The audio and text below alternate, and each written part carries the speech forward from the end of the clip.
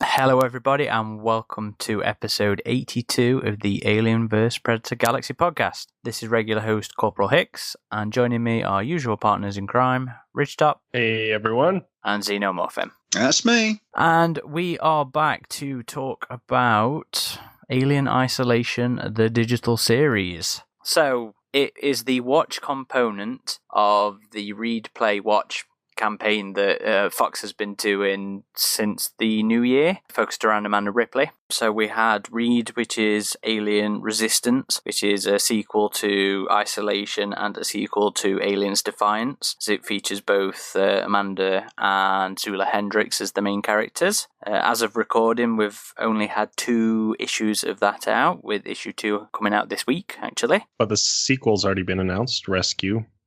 Which doesn't sound like it focuses on Amanda or Zula, though. It sounds like it focuses on another character that's going to be introduced in this one, in Resistance, sorry. So we'll find out more about that later. And when does the Alien Isolation novelization come out? Because that was rumoured to be part of this as well, wasn't it? Supposed to come out in January, but it got delayed, I think. Yeah, until it's June or July, one of those two. I don't think it's necessarily a part of this, the Read, Play, Watch stuff, because I think it was actually announced before any of that. Okay. I think we got that late last year, which I'm really looking forward to that one, actually. I'm quite keen to see what comes of that. We've had Blackout, which was the play, which I think we're all quite big fans of. I certainly love it. I love it to bits. Yeah, when you give it a chance, as opposed to...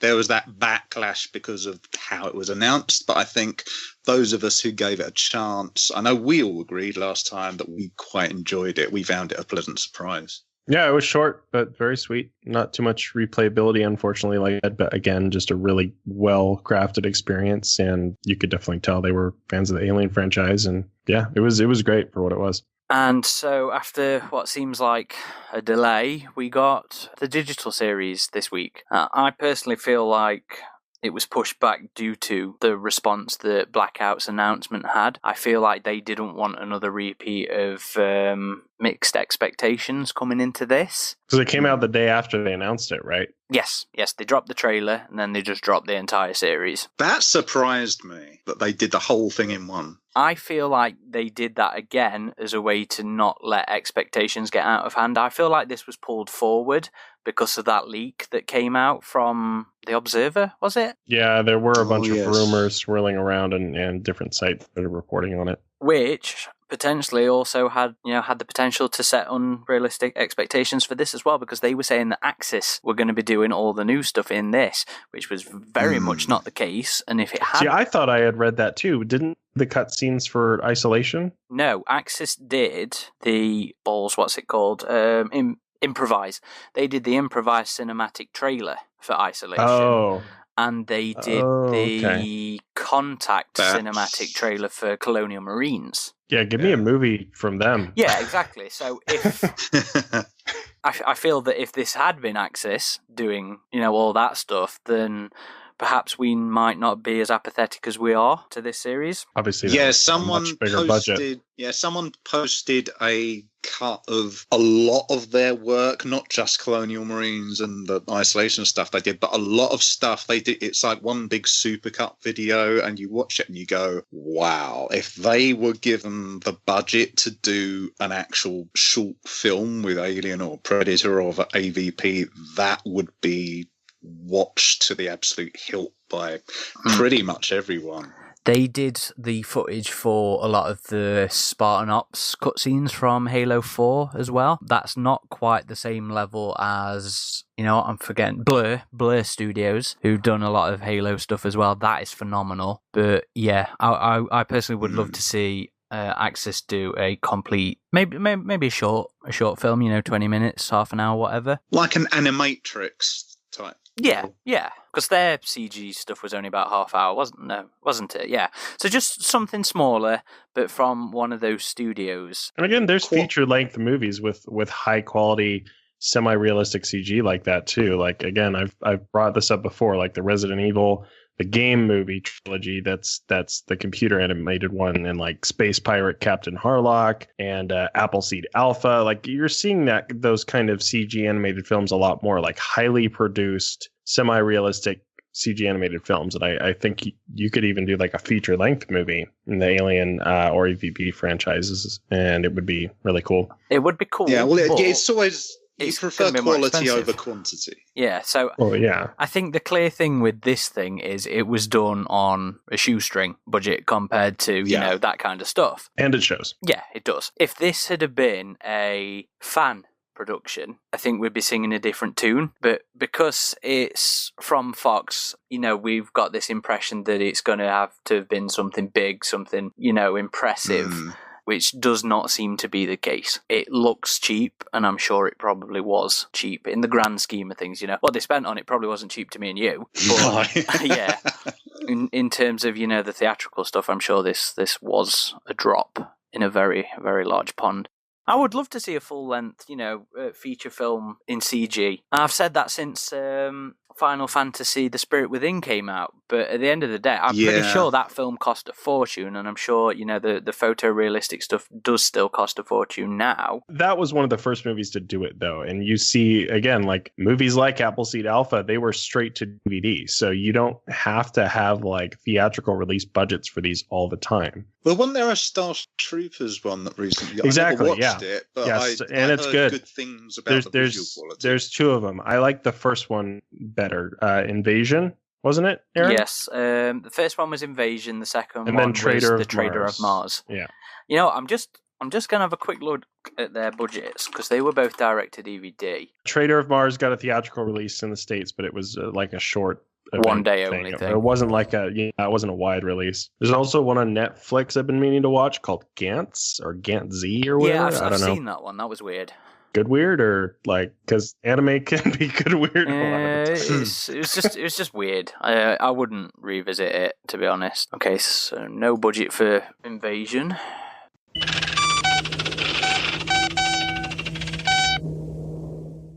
So Amanda Ripley did not have an in-game motion captured model because that was the player character. She didn't have a head. What did Keisha Burrows do? Because she did motion capture as well as originally doing the audio. They were the CG cutscenes. I believe. Okay, right. Yeah, but they could have used that data. That's sort of similar because in this they do have an Amanda Ripley sort of moving around. I know the lip sync stuff is all that great, but they do have a sort of walking around and stuff. So I don't know all the details behind the game's production. All I know is that since the player character was Amanda, it's just like Resident Evil 7. Like the head was not rendered in because that's exactly where the camera is for the player. Like you can do a camera mod and zoom out and the character just won't have a head because that's where the camera is.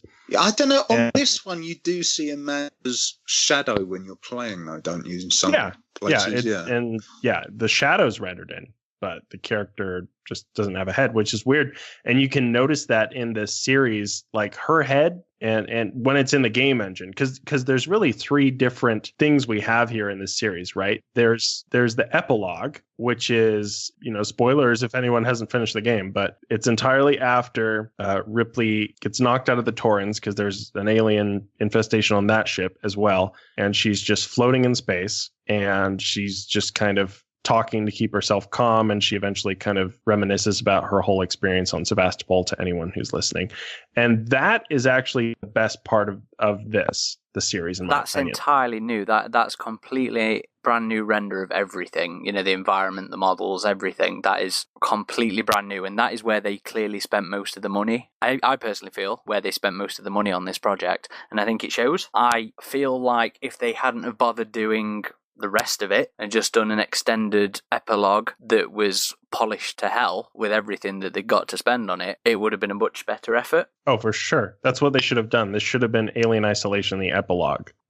Yeah, agreed. But anyway, the other bits are when she reminisces, it goes into these flashback sequences that are in engine, and you can tell they had some sort of cinematic camera tool because I've been doing like screenshotting in Alien Isolation. I was wondering if they were using that free floating camera mod. I don't know if it was that one specifically. I think we saw on Twitter someone had said they had developed something specifically for this series. But they would have needed to for some of the shots they did.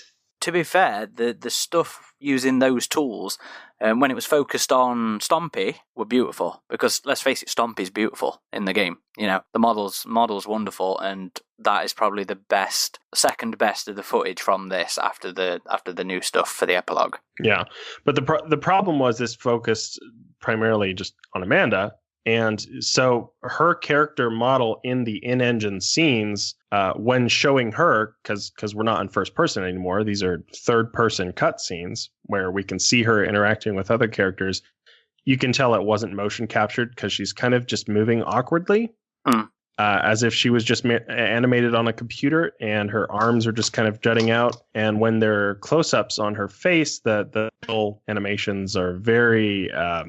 I don't know how to put it, but the lip syncing just doesn't work. They don't match up at all. The facial expressions, the lip sync, it's not up to the caliber of the cutscenes that they make up a good bulk of the show. There's a very obvious disconnect between the different sources of the footage, and it shows in the quality of the different sources. I think they were, from my perspective as a CGI artist, I don't do animation, but I do talk with people who do animation. From my perspective, I think they were planning to polish that up, and they just didn't get the chance to, because there are a lot of moments where the camera deliberately does like a close-up of character, especially Amanda's face or something.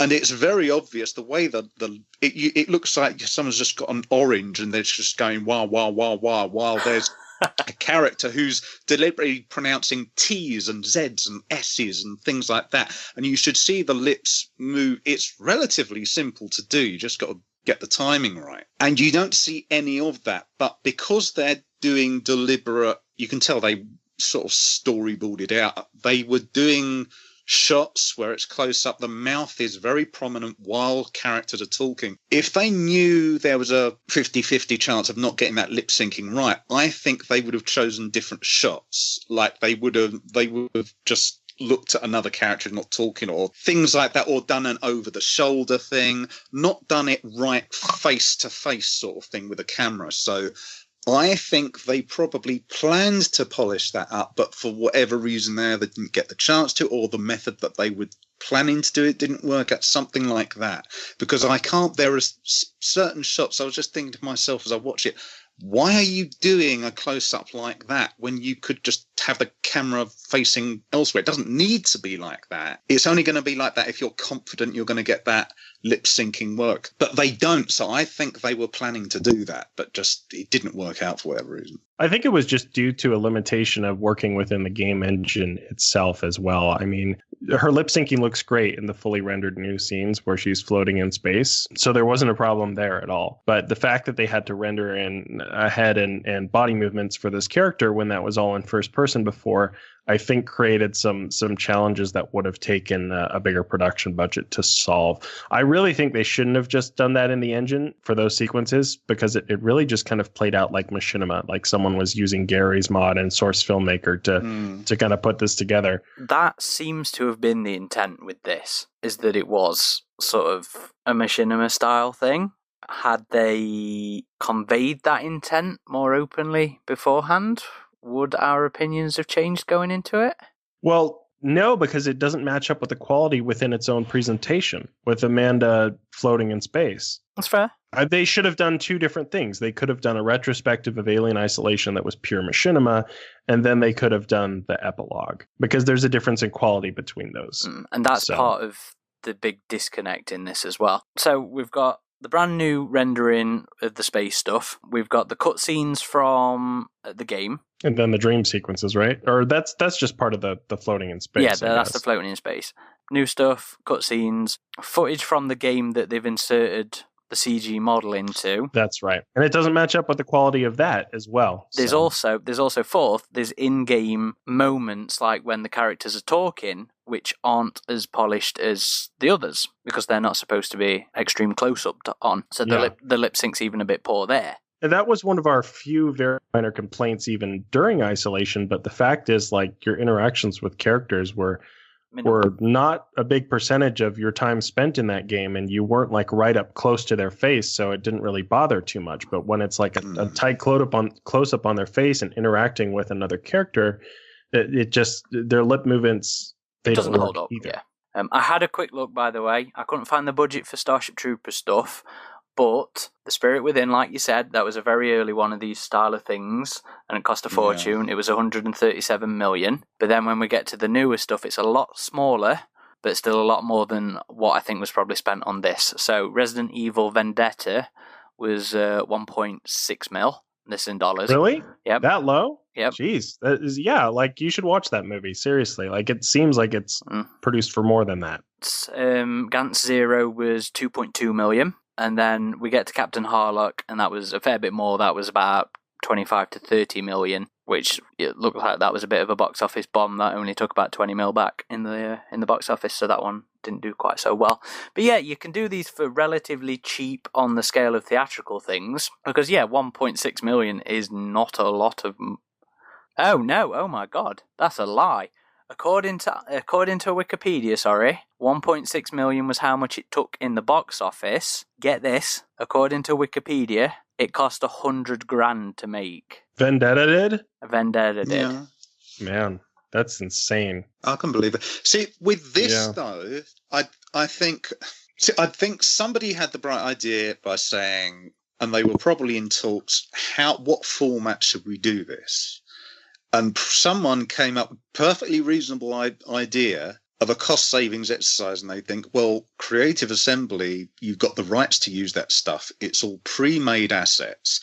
You don't have to use budget on creating models, creating this, that, and the other. We've already got it, and it looked beautiful in Alien Isolation. But I think the problem comes when they wouldn't have needed to spend any budget on that because they already had it. But I think the problem comes with a project like this, when you're essentially, to a large degree, it's emulating what's already there. You're going over old ground. When you take that strategy, ideally, you need to present something in a different way.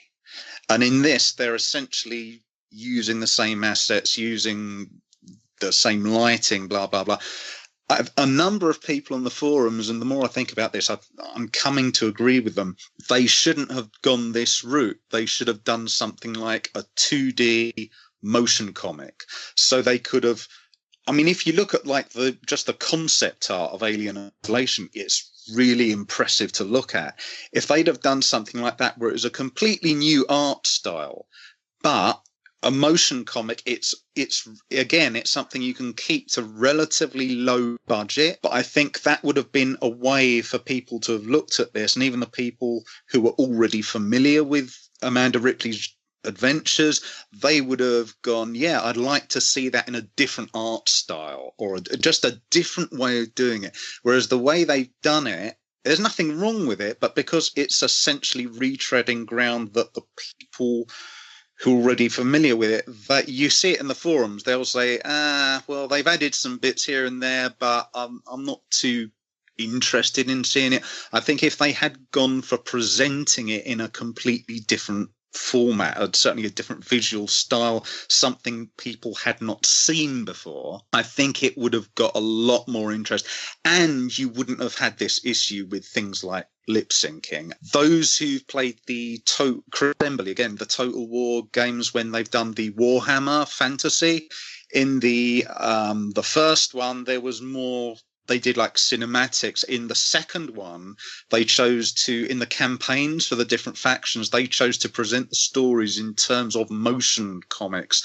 And it actually worked really well. They got a lot of goodwill from the community, because it allowed them to do these really fantastic landscapes and that. But it's all for relatively low budget, and you only need to do a certain number of elements, and then you're just basically animating the elements.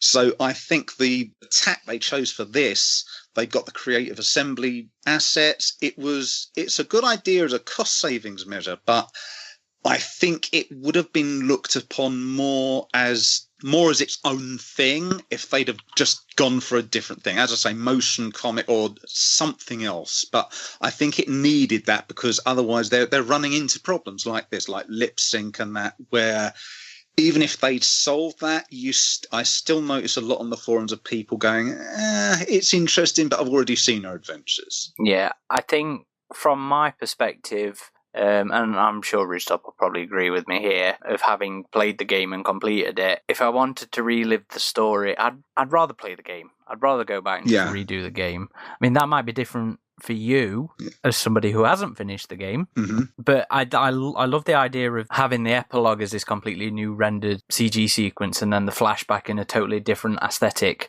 through the motion comics or another form of animation or whatever, because you could highlight the nightmarish nature of what she'd just experienced through different art styles or whatever. And that probably would have, I think that would have made for a more entertaining view, because yes, you would have this disconnect between the art styles, but there would be reason for it, rather than the 4 different sources within the actual series where you're like, that bit don't look as good as that bit don't look as good as that bit, that kind of thing. So that's a fair point, mate. I agree with you there.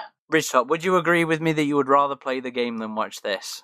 Definitely. I couldn't say that enough. Another problem is the game is, at least on an average first playthrough, about 14 hours long to complete. That was actually a point of criticism, which I thought was unfair. I thought it was a good length. I wish games would be that long these days more often. So the fact that this is like an hour in total, if you watch 70 minutes. Yeah, it cut out a lot. The pacing was just very erratic and off. And that's, I guess, expected given the fact that you're condensing 14 hours into 70 minutes. And I know a lot of that is just gameplay and running around and backtracking, so you can cut a lot of that out, but you just needed more time. And there were parts where they changed story elements that just did not make sense. For example, they cut out the entire hive sequence below the actor, as well as they tried to recut the part where she goes on to the what's Marlowe's ship again? The Anesidora, that's right. So there's a part in the game where Amanda takes a hospital shuttle and leaves the station and docks with that ship. But in this series, they cut it so that it's just a different part of the station. I thought it looked like the ship had been docked. I thought that was the way they framed that. The ship was already docked with Sebastopol. I didn't get that bit. It looked like I don't remember seeing the Anesidora at all. Then it blows up. Right. I'm pretty sure it was the ship docked on the station. But even then, you mentioned the hospital shuttle. They cut out San Cristobal hospital sequence, and they're cutting out these, I guess, what would be landmark moments from the game. Surviving San Cristobal, surviving the hive. Those are moments in the game that make Isolation, at least for me. I know Eric's going to disagree, but they make the game for me. That experience was what Isolation was for me, and losing those in this lost important experiences in the game, and even more is you can't fully replicate the game's feeling, the game's tension, the game's difficulty with what they were trying to do with the digital series. Yeah, I mean, I totally agree. The digital series just doesn't do the game justice. It's really as simple as that. The only part that really does is the epilogue sequence, which was cool to see. I wish that would have gone a bit further. I wish we could have seen her be picked up and kind of that first interaction between whatever crew recovered her. That would have been an interesting just piece of information. Well, we know it was the crew from the Balls. I forgot the name of the station from Blackout. Mendel Station. We know that was the crew from Mendel Station. The timing of that with the Blackout insinuated that it was a bit further after the events of Sevastopol, but who knows? Maybe I'm wrong. I'm pretty sure the dialogue in Blackout was the crew of the Mendel had got her out of the sticky situation at the end of Sevastopol. But yeah, I do agree. There should have been more to that end sequence. That I think episode 7, and I think for the most, I'll give them episode 1 because for the most part that wasn't so rough. There was only like 2 scenes in that looked a bit rough. But including the start of that episode where she's in space and it's setting up the framing of the storytelling stuff. That and episode 7 are pretty much the redeeming qualities of the series for me.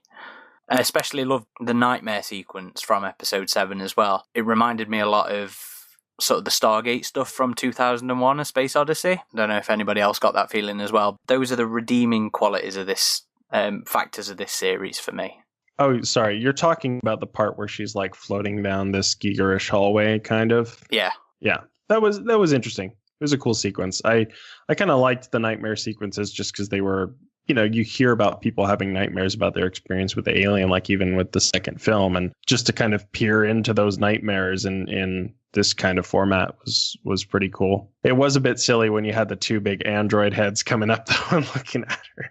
Yeah, that was a little surreal. That at that point, I thought, yeah, this has definitely got to be a dream.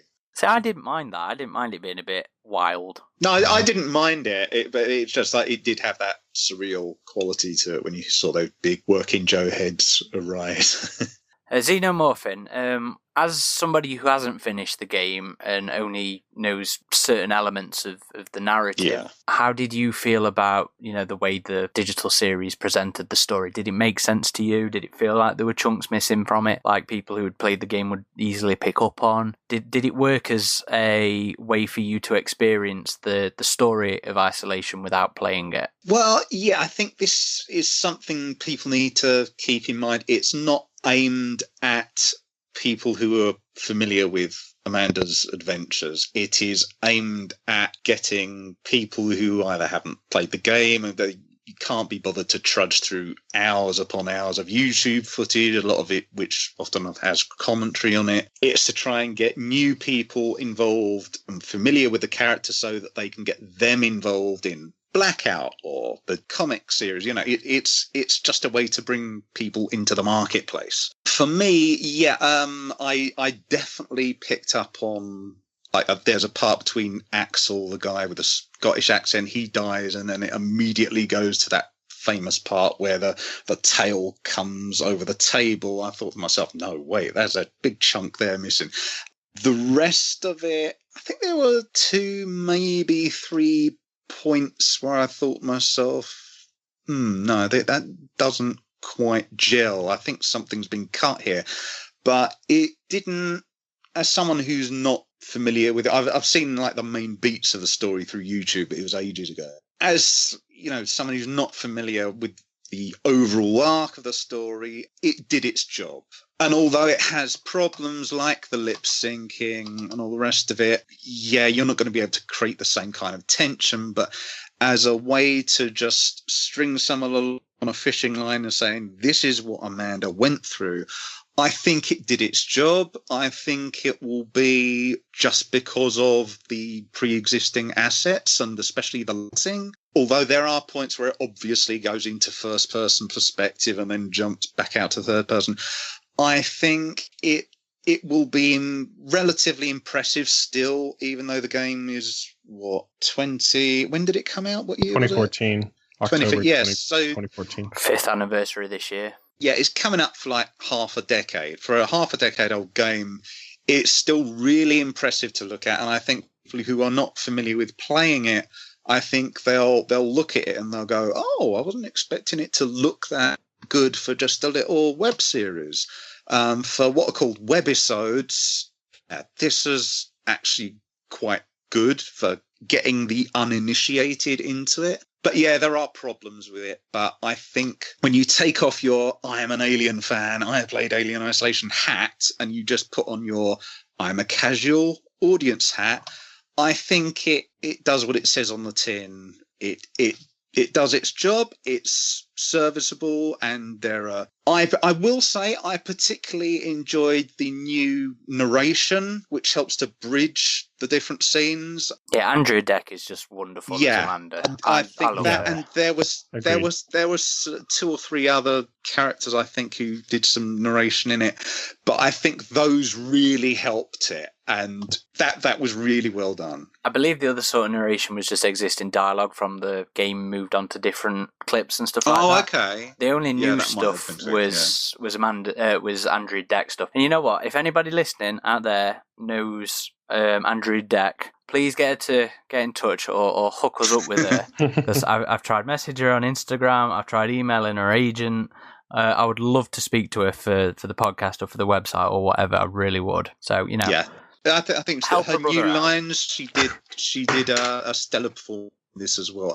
I will say, from what I remember, Sigourney Weaver did the line. It's Ripley's message, didn't Yes, she? In the game, that's Okay, a yeah. huge she didn't glaring sound omission. like Sigourney Weaver. No, in it this didn't, one. did it? No, It was way too distorted. I don't. I know it's meant to be this is Amanda feeling a little traumatized. Things a little bit. Oh, I'm in a dream. But I think they should have. When you get someone of the caliber of Sigourney Weaver doing the lines, leave that shit alone, man. It's Okay. Here's the deal. Okay. So you bringing up Sigourney Weaver voicing Ripley actually reminds me of my recent visit to the Alien 40th Anniversary exhibit at University of Southern California, in which I interviewed Alex Ago, and apologies if the pronunciation on the last name is incorrect there. But he was saying that one of the difficult things to lock down for that was pictures featuring Sigourney Weaver, because she had to sign off on all of those. So I was just wondering if she maybe just didn't sign off on her voice being used maybe in this context, because that was a really weird scene in which you just have this very kind of like basic sci-fi computer voice come in and do the reading of Ripley's message, when it was this really emotional scene in the game. It was Andrea. I'm sure it was Andrea with some it filter on sounded like Amanda Ripley. It didn't sound like.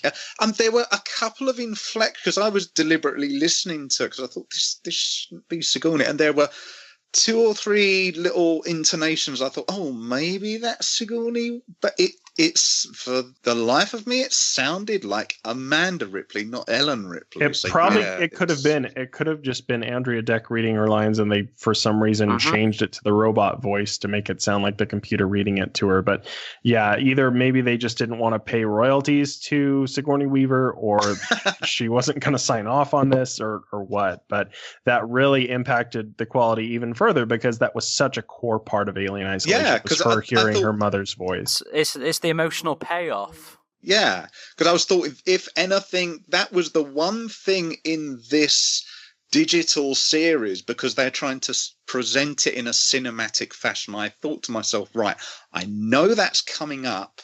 If you're going to sort of angle anything towards what that medium is suitable for, it's going to be that point where Amanda hears her mother.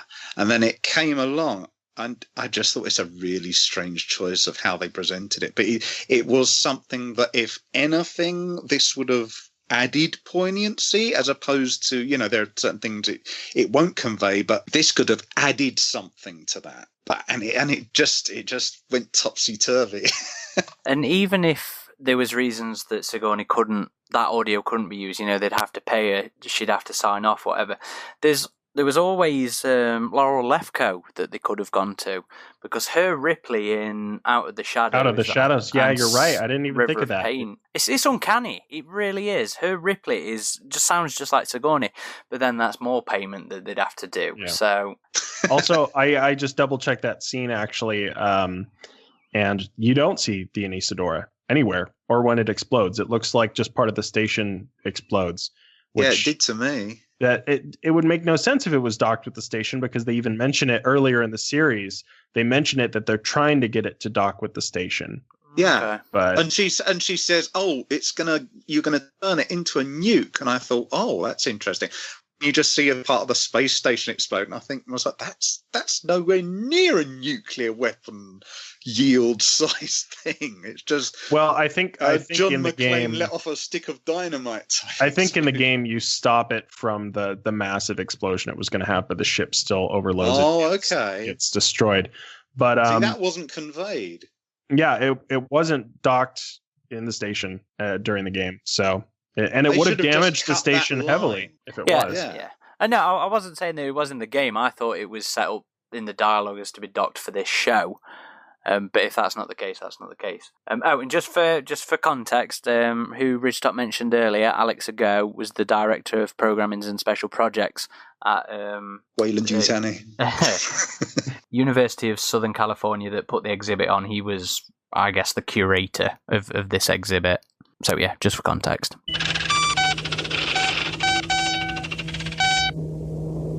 So there was a few interesting moments with the new footage that they did in this show that I thought was, okay, that's kind of cool. There was a framing of the alien approaching Amanda that looked like some of the framing that Axis had used in the improvised trailer, with her head just sort of like behind, a piece of machinery and the alien approaching her. Yeah. There was another moment later on when Amanda got under the vents, under the flooring in the Special Projects Lab. I can't remember the name of the lab now. Jupiter Lab?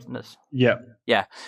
So when she's about to blow the alien out into space, there was a moment where there was a shot from under the vents looking up at the alien that was kind of like an Aliens moment, where Newt under the vents looking up at the Queen. Gemini Labs. Gemini Labs. I was thinking Jupiter because me and the missus have just been watching Lost in Space. Thank you for that. So yeah, there was a couple of moments like that where I was like, that's kind of nice. Because at the end of the day, it hasn't been telegraphed enough. But this was intended to be, a by the fans for the fans kind of thing, because a big thing with these particular studios they went to was because they were, like with Blackout, they were huge fans of the property.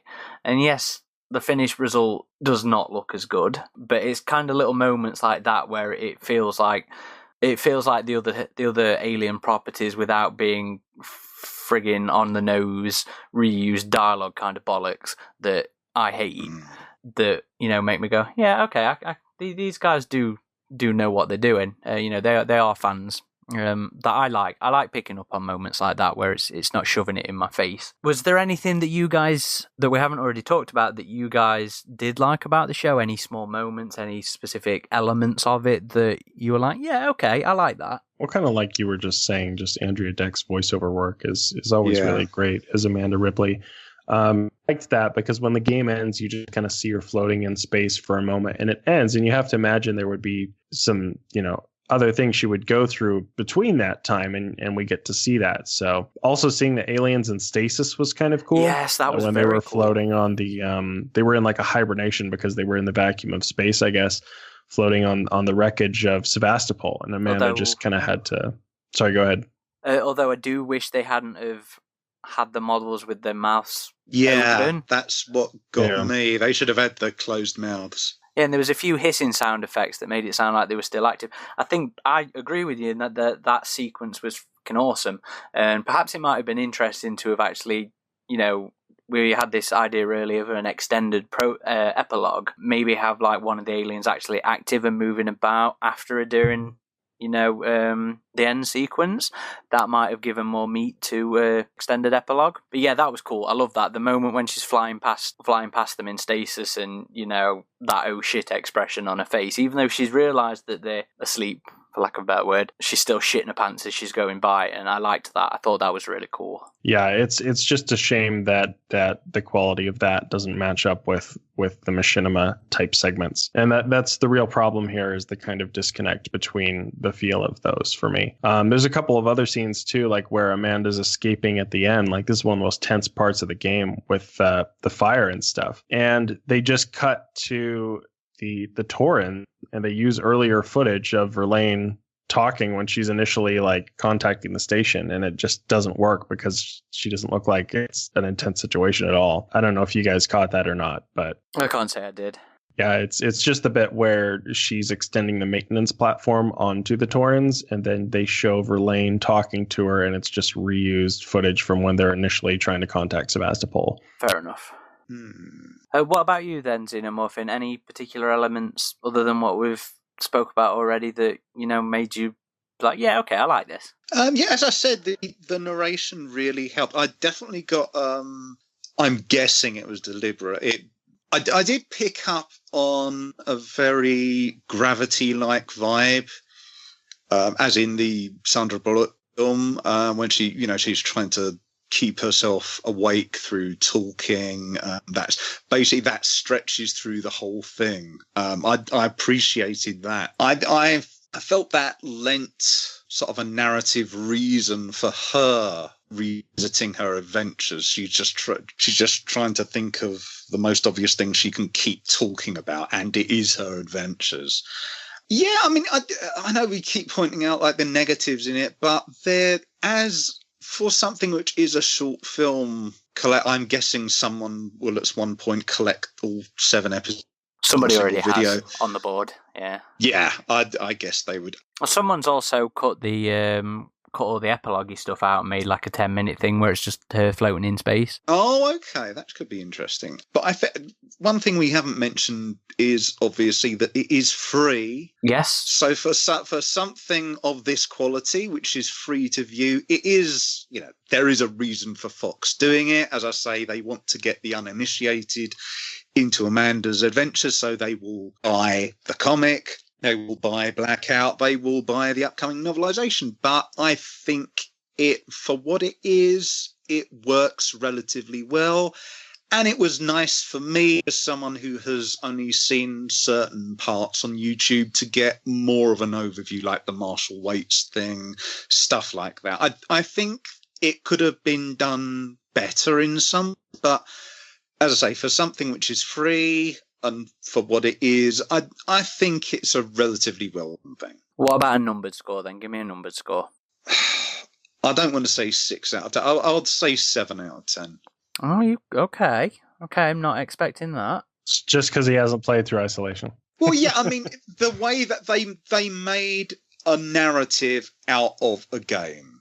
Okay. And I think that is a tricky thing, when especially a lot of the actual game is just first person, hiding under tables and inside lockers and stuff. So I think that comes out of my knowledge of how difficult that kind of stuff can be. But yeah, it can be flawed. So this isn't like a thumbs up, 7 out of 10. This is me knowing there were probably problems, especially with the time they had to work with. I think for the effort they would have had to put in, I think it trips it up from a 6 out of 10 to a 7 out of 10. Yeah, especially with it being free, I've got to say, it puts my score up. Okay, that's fair. And I think for the first time ever, me and Ridgetop are probably going to be a hell of a lot lower than you. History in the making here on the AvP Galaxy podcast. Ridgetop, go on then. Numbered score. Okay, so, and look, we don't like doing this, right? We don't like throwing negativity out and criticizing things. Like, we're glad people are working on these franchises still. Like, that's awesome.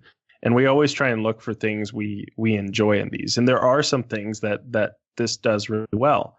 If you're recutting this and you're just giving me Alien Isolation, the epilogue, where we're only seeing the new scenes of Amanda in space and talking and reminiscing and having the crazy nightmares, I'm going to give it like an 8 out of 10. But that's just part of this entire experience. And the majority of this experience has machinima type scenes that unfortunately look like a fan could have done them. And they are cut with highly produced cutscenes from the game itself, which just look a lot better. So as a whole, I have to give it about probably a 5 for me. Okay. Man, I thought you were going to give it a negative score.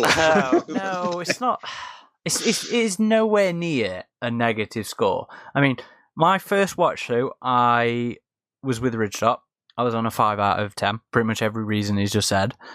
But I keep thinking about how much I like I like episode 7. I keep thinking about how much I like the new stuff with Stompy, the free flying character. Are you going to make maybe the lowest score again? Huh? Free flying. You see, I'm still not sure. The free flying camera stuff with Stompy. There's some awesome moments with that I really liked. But yeah, that CG model inserted into the footage, it looks awful. It really does. I'm sorry to say that because, yes, I hate expending energy on being negative. I wouldn't say we don't like criticizing things because we are critical, but we are fair and it's constructive. We're not, this is shit. It's, we didn't like this for this reason, blah, blah, blah, blah, blah. So we are going to be negative at times. And this is actually probably the most, the most negative, most apathetic, I guess, because I'm so indifferent to this as an overall package. I personally have felt for a while, I mean, the Predator's slowly beating me down. I no longer find that as enjoyable as I did, and I think that was a 6. I think that's down at a 3 for the minute with me. That's down there with AvP Requiem as far as I'm concerned. Really? At the minute. Yep. That's lowered that much for you? Yep. Damn.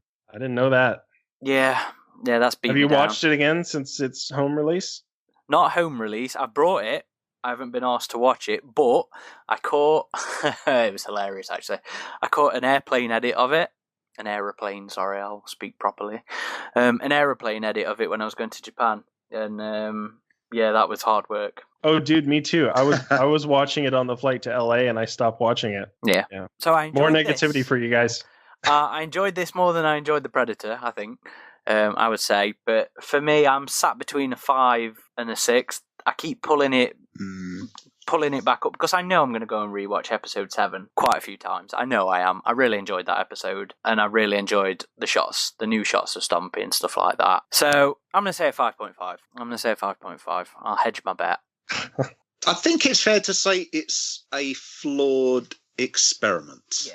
I love the concept. I agree. The concept is great. The execution has real problems. Yeah. But only part of the execution. Again, the parts where she's floating in space, the lip animations look great. It looks natural. Those scenes are great. The problem is they're intercut with machinima type scenes that look fan made. Mm-hmm.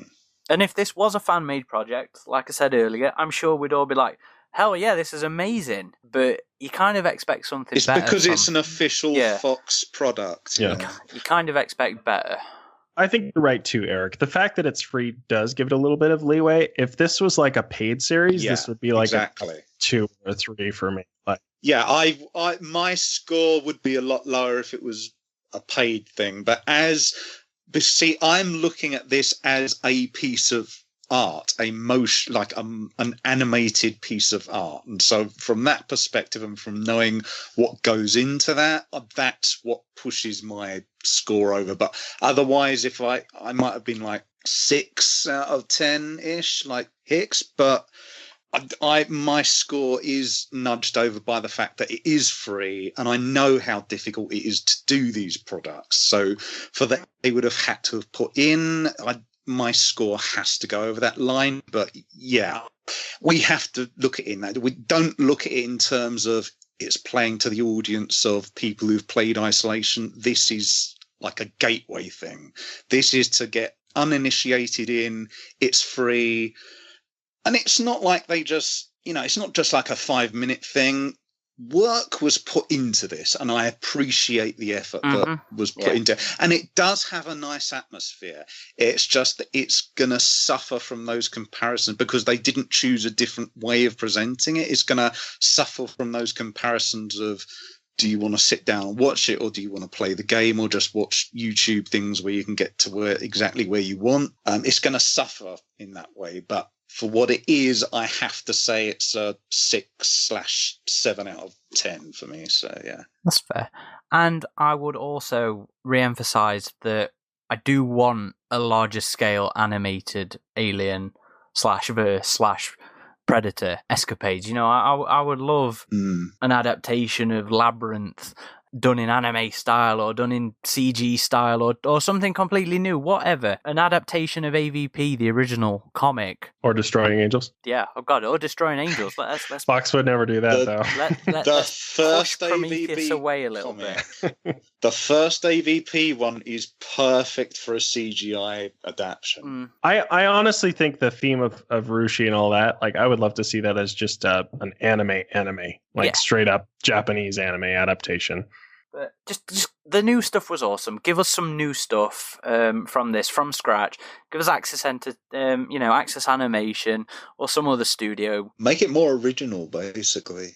But the problem is this is a retread, and it's a retread in every possible way from the visual style up.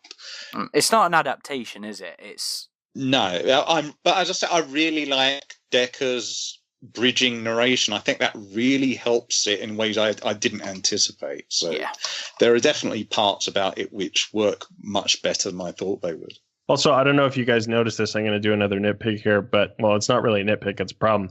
There were some camera movements that were pretty jarring and didn't quite connect with Amanda's character, especially when they were zoomed in. Like, if you look at some of the shots where it's zoomed in and she's moving, the movement is kind of off, almost like it was superimposed. And that kind of leads to another problem, too. I think the series was way too overly reliant on the first person perspective, like almost like they knew that the third person stuff didn't look so good because there's just so much first person here. At some point I was just like, why am I not playing the game right now? With the exception of the scenes where, again, the good scenes where it's the epilogue. See, you're punishing it for giving you more. Because you're saying you're fine with the epilogue, but they've added all this stuff, and I hate the other stuff. No, I'm punishing it because I have to more. judge it as a complete thing. Again, I gave it a score with just the epilogue. One of the segments is of good quality, and the other is of fan quality. Which and again, I say fan quality, but fans honestly do really fucking good work. So I'm. Like, that's not what I mean. I just mean, like, it looks like somebody got on Gary's mod and edited this with the minimum resources they had. So Fox, whoever the people who make the budgets, give the people making these more resources. Yeah. I'm glad they're still doing Alien stuff. I'm glad they're still keeping it alive, especially in this period of uncertainty, with the Disney merger, and because we're probably not going to see a feature film for a while. Let's be honest here. So, I mean, I always say, it's not the golden age of the 90s, but we are still doing well for ourselves. We still have plenty of comics and at least a book a year. This year, we're getting 2 books and 2 behind the scenes kind of books, and it's still alive and kicking, and I appreciate the effort that goes into this, and I appreciate the effort that must have gone into the digital series. It might not be up to scratch as far as I'm concerned, but I do appreciate that they are putting this out there, and it is free. Agreed. I mean, I know I railed on this a lot, and I try not to be too negative, guys, really, but you can't be, since you like AVPR. Always gonna pull that card out, right? I am. That is a trump card when it comes to you. Oh, Ridgetop, you don't like Alien Covenant? Yeah, well, at least I don't like AVPR. All right, I'll take that. But we only criticize because we want the franchises to be the best they can be, and we're long time. And we know how good they can be, both like you were saying, like the comics right now, the books right now by Titan, those are so on point. Those are like the best they've ever been. And I think... Yeah, you do need budget support to have something be up to the other quality of other projects. And if you can't do that, like you were saying, Eric, you find a way around it. You do like motion comic type things. Yeah. That would have been more effective. I think this would have been because you wouldn't have had a lot of the issues they've encountered. They probably didn't even realize they would be as problematic as they would be. But I think probably if they had the chance to do it over again, they would have gone a different route like that. Because I think it would have you would have got the audience of people who've played the game, and they want a different perspective on the same thing. And as I say, the problem is there's mostly the same perspective. It's just sort of a third person way of doing it instead of first person. But I do think a different visual style, or maybe even from a different character's perspective, something like that, you need an unexplored way of doing it. Otherwise you are going to get people saying, I might as well just play the game. Like if there was perhaps another survivor and he was relaying, or her, she was relaying their experiences in Sevastopol to Amanda to help keep her awake. Something like that. Well, how about if this had been a prequel to Alien Isolation, and they could have still used those same assets, but it would have been what happened before Amanda Ripley got there, presented as a narrative. That would have got like a lot more the downfall of interested. Sevastopol or something. Right? Yeah, something like that. They could have used the same assets, used the same principle. No, it wouldn't have been as much reuse, though, would it? Yeah, the problem from Fox's perspective, they couldn't have sold it as this isn't an Amanda-centric thing. Yeah, true. But something like that, just a different spin on it, because otherwise you do get that. But again, it's not for people who are overly familiar with the game. It's for people who are not familiar with the game, for people who have only maybe seen a handful of clips on YouTube and they just want to know the story like I did. That's who this is aimed at. We really need to keep that perspective of this. And another thing that I just remembered was that some people in the comments I noticed have brought up kind of the irony of IGN hosting this series. I think a lot of Alien Isolation players from the beginning will remember Isolation was given a pretty bad review by IGN. 5.6?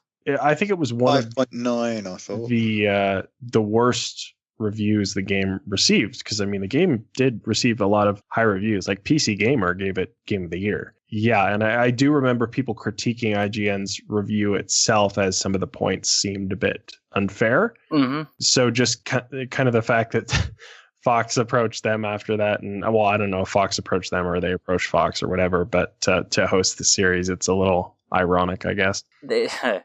It's like with the whole Blackout situation, because they got the main advertised, at least by the Alien social channels. IGN's hands-on was the one that was retweeted. So yeah, it is one of the first things you sort of think when you see IGN getting some preferential Alien treatment. Is like, hang on a minute. I mean, to be fair to them, IGN did publish a second review. The person who did the hands-on for Blackout was the same woman who wrote that second positive review for IGN.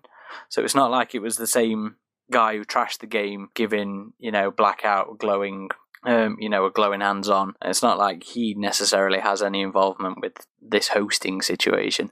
I assume there must be some sort of realistic reason for this. I mean, Fox don't own IGN, do they? They're a completely separate company, I think. But yeah, there must be some sort of marketable factor in this. Is the IGN's viewership higher for this kind of thing? Or did it make more sense for them to host it rather than Alien Universe to host it themselves? I don't know. I mean, they still remain one of the bigger gaming journalism outlets, but yeah, it just is kind of a strange decision. Because I remember when that review first came out, how much people just railed on them for that. I didn't even know they did a second review. Yeah, I'm looking for that now. Having a hard time finding it. Yeah, I looked into it when it cropped up with the Blackout thing, because I was like, I'm sure they ended up having to do not so much a retraction as offer a second opinion, and they did. Like I said, it was the same woman that did the hands-on with Blackout. But I think IGN's always going to have that sort of negative history with Alien, thanks to that shitty review. And that's not to say these things can't have bad reviews at all. Oh, for sure. No, there's a lot of games where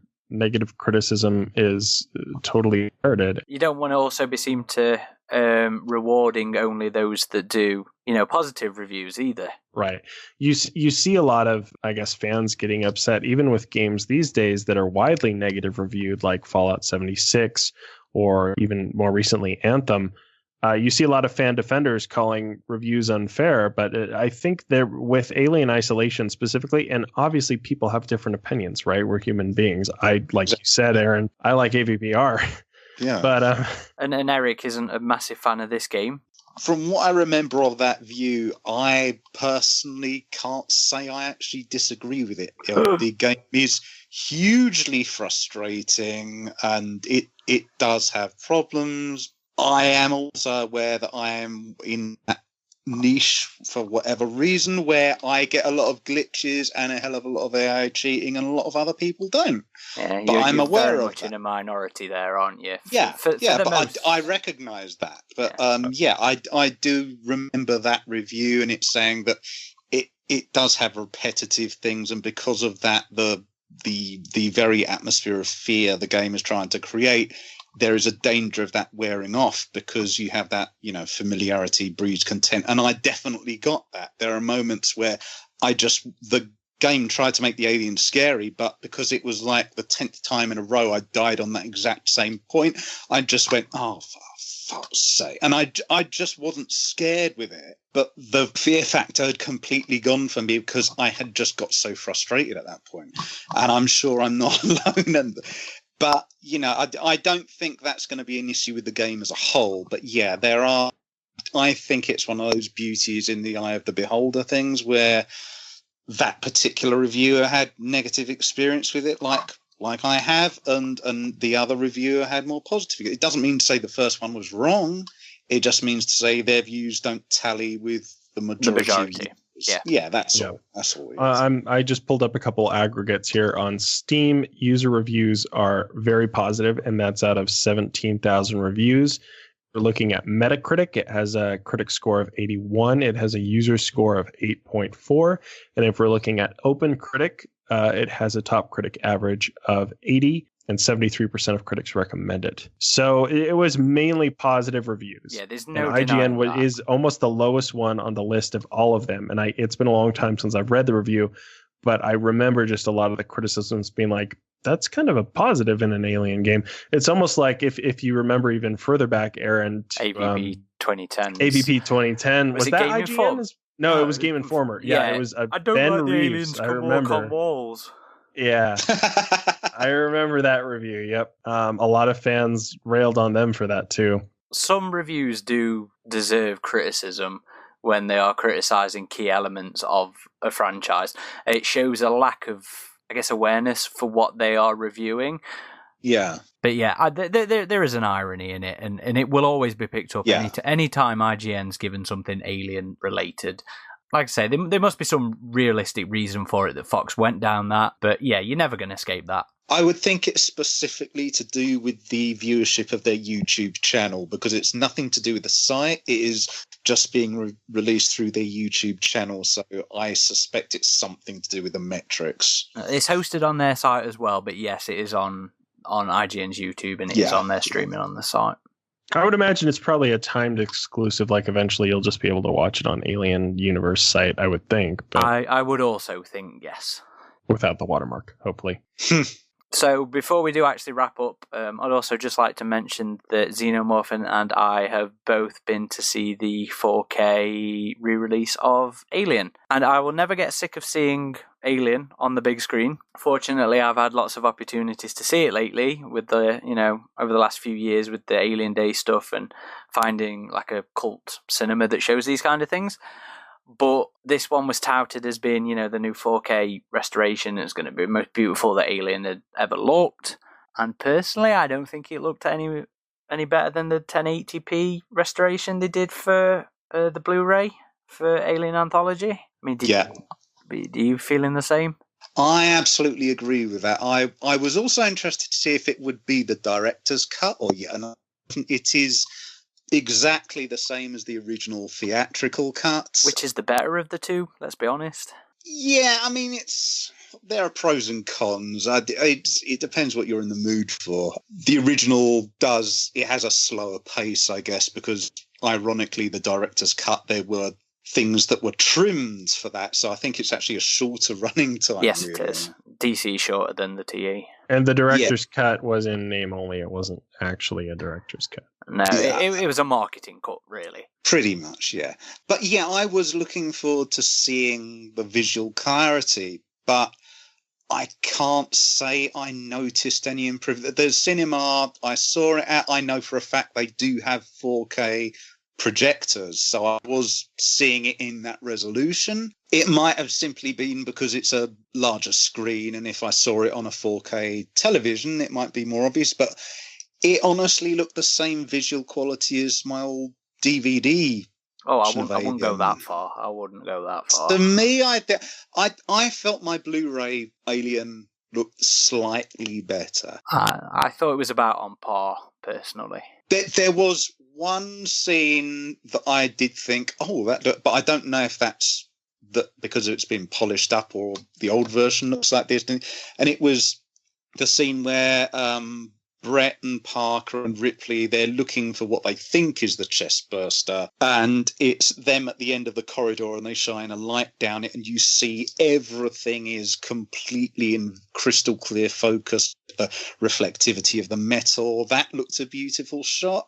But again, I don't know if, because it's been ages since I've watched my old version, it might have been that stunning quality originally. The rest of it, to me, it looked like bog standard Alien. I didn't perceive any obvious difference in clarity. But again, on a smaller screen like a 4K television, I might detect the difference. I can't say I noticed any difference on the big screen. But regardless of that, it was nice to see it in a cinema. My own one, virtually all the seats were sold out.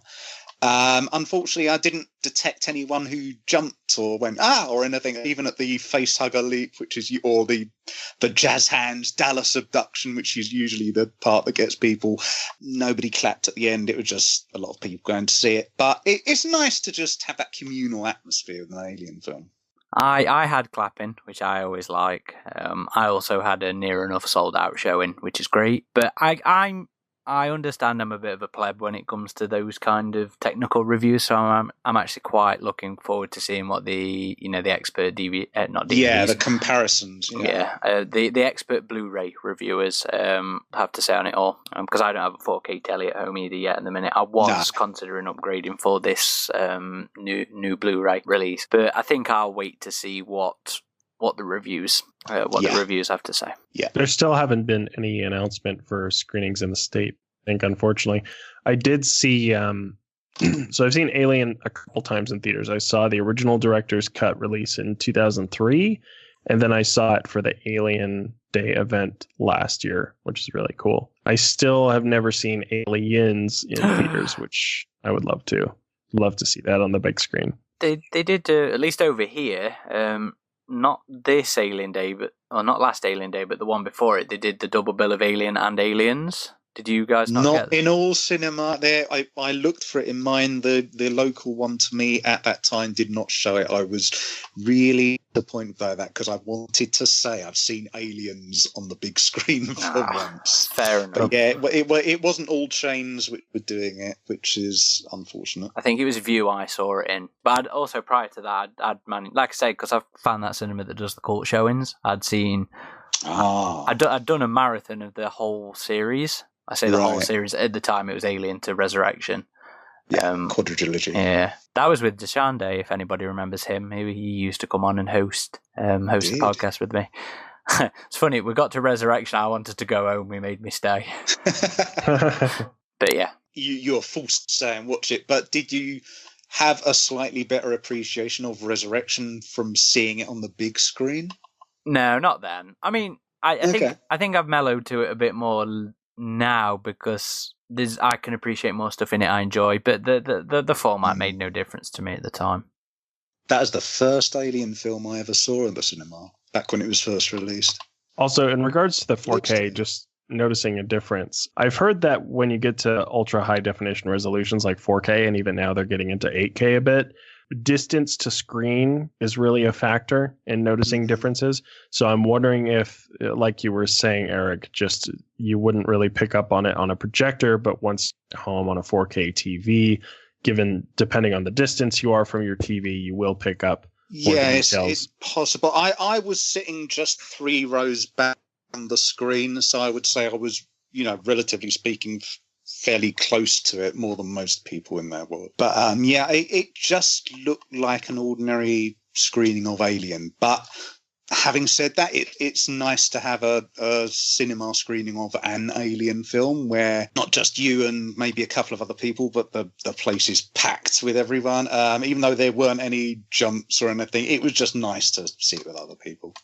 Yeah, and I think the Blu-ray releases are going to be around Alien Day, are they not, Aaron? Yes, I think it's just before Alien Day, I think. And there's a new steelbook. The artwork is interesting. I like the steelbook artwork. I'm not so sure about the regular one. And even the steelbook, on the back of the steelbook, I think you have like a photoshopped NECA alien figure, and on the regular one, it's I think the Sideshow A.